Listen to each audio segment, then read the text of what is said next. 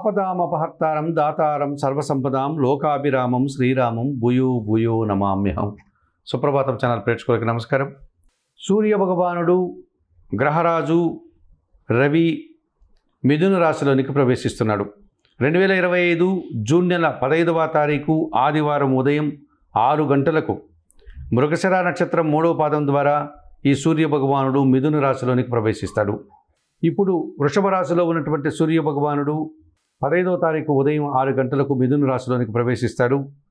2025 July నెల 16వ తారీఖు వరకు అనగా ఇంచుమించుగా 30 రోజుల పాటు ఆయన మిథున రాశిలోనే ప్రవేశించి తన యొక్క సంచారాన్ని కొనసాగిస్తాడు.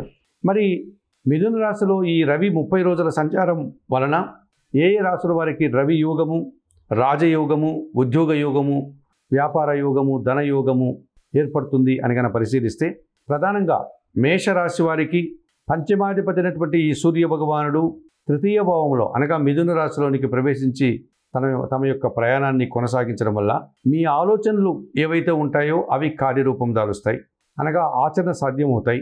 మీ ప్రణాళికలంతా కూడా ఇదివరకు మీరు అనుకున్నటువంటి ప్రణాళికలంతా కూడా ఆచరణ సాధ్యమై కార్యరూపం దాల్చేటువంటి అవకాశం ఉంటుంది. సంతానం విషయంలో శుభ పరిణామాలు చోటు చేసుకుంటాయి. అలాగే కొంతమంది వ్యక్తుల సహకారంతో అనగా అధికారుల సహకారంతో కానీ, ప్రభుత్వ సహకారంతో కానీ, తండ్రి సహకారంతో కానీ వృత్తి ఉద్యోగ వ్యాపారాల్లో నూతన వ్యాపారాలు ప్రారంభిస్తారు, లేక నూతన అవకాశాలను చేజిక్కించుకుంటారు, నూతన ఉద్యోగాలు అందుకుంటారు, ఉన్న ఉద్యోగంలో పదోన్నతులు పొందడానికి అవకాశం కనిపిస్తుంది.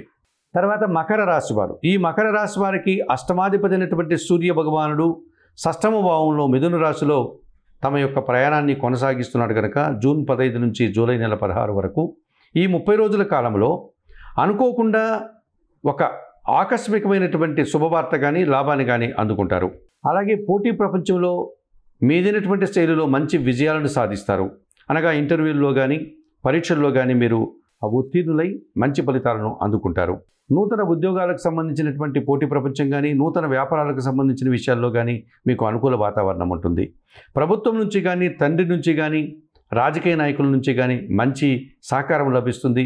అధికారుల అండదండలతో అభివృద్ధిని సాధిస్తారు. ఇక కన్యా రాశి వారికి వ్యయాధిపతి అయినటువంటి సూర్య భగవానుడు దశమములో మిథున రాశిలోనికి ప్రవేశించడం వల్ల తండ్రి ఆరోగ్యం కుదుటపడుతుంది.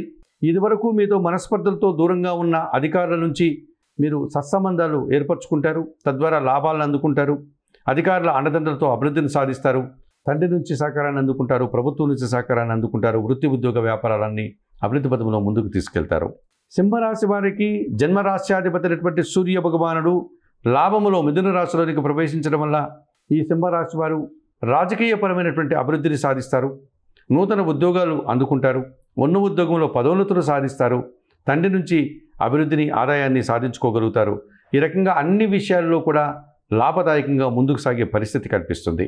మరి ఈ జూన్ నెల 15 నుంచి జూలై నెల 16 వరకు గల ఈ 30 రోజుల కాలంలో సూర్య భగవానుడు మిథున రాశిలో ప్రవేశించి ప్రయాణం చేసేటువంటి ఈ కాలంలో ఈ మేష, మకర, కన్య, సింహరాశుల వారికి రవి యోగం వల్ల రాజయోగం పడుతుంది.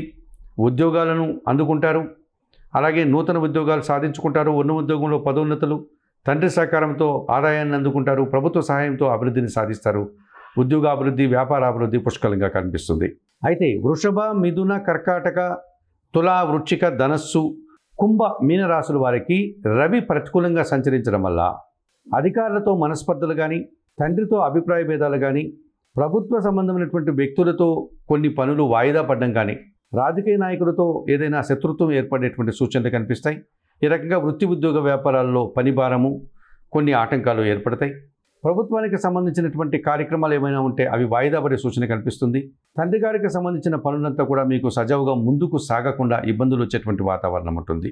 అనారోగ్య సమస్యలు, ఆర్థిక సమస్యలు, ఒక రకమైనటువంటి ఆటంకాలు మిమ్మల్ని ఇబ్బంది పెట్టేటువంటి సూచన కనిపిస్తుంది. ఈ వృషభ, మిథున, కర్కాటక, తుల, వృశ్చిక, ధనస్సు, కుంభ, మీన రాశుల వారికి ఈ 8 రాశుల వారు తప్పనిసరిగా ఈ సూర్య భగవానుని యొక్క ప్రతికూలతను సానుకూలం చేసుకోవడం కోసం మీరు ప్రతిరోజు ఉదయాన్నే నిద్రలేసి సూర్య భగవాన్ని దర్శించి నమస్కరించుకోండి. సూర్యాష్టకం చదువుకోండి, లేక ఆదిత్య హృదయం పారాయణం చేయండి. అలాగే గోధుమలు కానీ, గోధుమ పిండి కానీ ఆదివారం రోజు పేదవారికి దానం చేయండి. ప్రతిరోజు సూర్య నమస్కార ఆసనాలు వేయండి. ఈ రకంగా చేయడం వల్ల మీరు రవి యొక్క ప్రతికూలతను సానుకూలపరుచుకొని లాభదాయకంగా ముందుకు వెళ్ళడానికి అవకాశం ఉంటుంది. చెప్పిన విషయాలన్నీ స్వీకరిస్తూ పరిహారాలు పాటిస్తూ సుప్రభాతం ఛానల్ పేర్చుకున్నట్టు మీరందరూ కూడా ఈ రవి యోగాన్ని పొంది ఆయురారోగ్యాలతో ఆర్థికాభివృద్ధిని పొందాలని మనస్ఫూర్తిగా కోరుకుంటూ సర్వే జనా సుఖినో భవంతు. నమస్కారం.